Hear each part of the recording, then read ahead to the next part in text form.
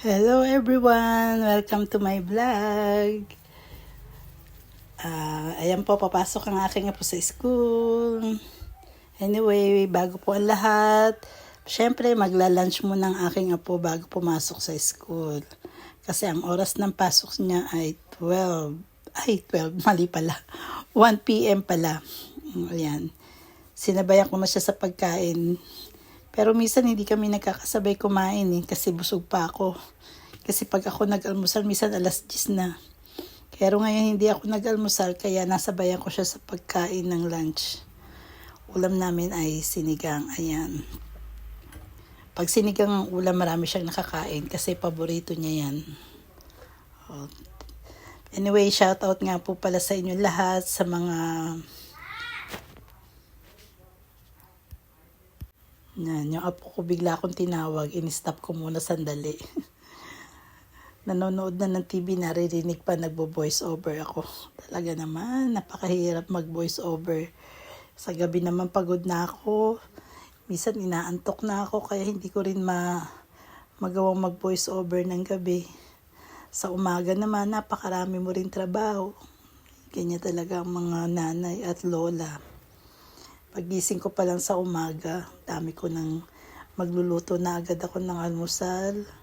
Tuloy-tuloy na yan hanggang tanghali, hanggang sa paghatid mo sa apo mo. Ang pasok ko sa kwarto is hapon na alas 2 para makahiga naman ng konti, makapagpahinga. Higa ko yung likod ko, pero hindi ako matutulog kasi mga bandang 3:30 susunduin naman si apo sa school kasi alas 4 ang labas niya. Inuunat ko lang yung likod ko para ma-relax lang ng konti. O yan, pinaghihimay ko muna siya ng baboy. Konti lang naman kung kumain ng baboy yan, hindi marami. Tinatanong niya pa kung magkano daw yung baboy na bili ko. Habang kumakain, napakarami pang tanong. Kailangan sagutin mo. Kasi ganyan siya, para siyang nagkukwento at nagtatanong-tanong habang kumakain. Kasi yan na lang yung pinaka-banding namin. Kasi minsan marami akong ginagawa. Hindi ko na siya masyadong maasikaso. Pagka naman may time ako sa gabi, tinuturuan ko yan magbasa. Ayan po yung saging inuulam ko sa kanin. Favorite ko yung saging.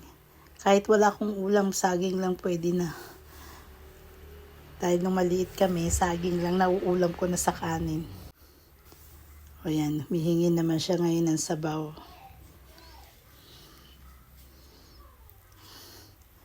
Maraming salamat po talaga sa lahat ng mga nanonood ng aking video. Please like and subscribe po and comment na din po kung nagustuhan niyo po ang aking video. Yan, kain pa.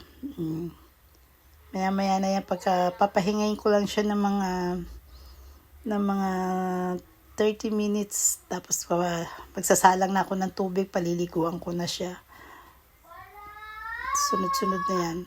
Habang naghugas ako ng plato namin, yung tubig naman nakasalang na para sa pagpapaligo niya. Kasi malamig pa rin ang tubig.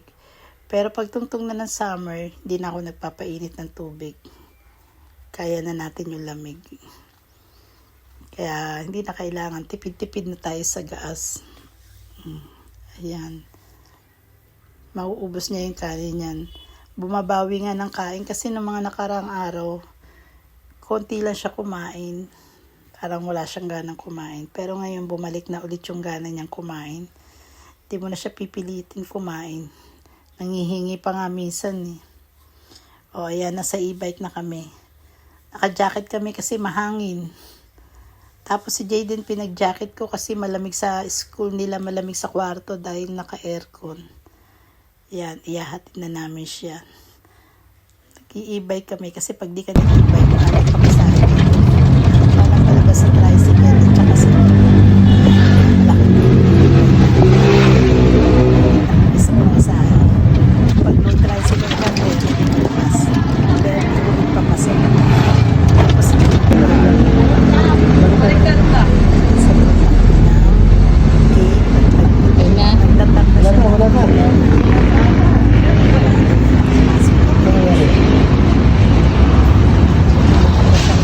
Okay. Ay, maano ba? Pasok ko sa gitna. Ano ako? Oo, yun. Kasi malayo na yung Ilan na ba? Pero pag sa Bakit? Ang gabi, sabi sa niya? hapon, Sa building. ilalabas na sila ng mga Ako picture sa sa gitna. gabi na Ellie. Nakapipwede Okay. pumasok. Tapos sa likod. Pagka lang sa papasok, kaya iyahatid ko siya hanggang doon. Bye-bye. Gusto ka na? Love you.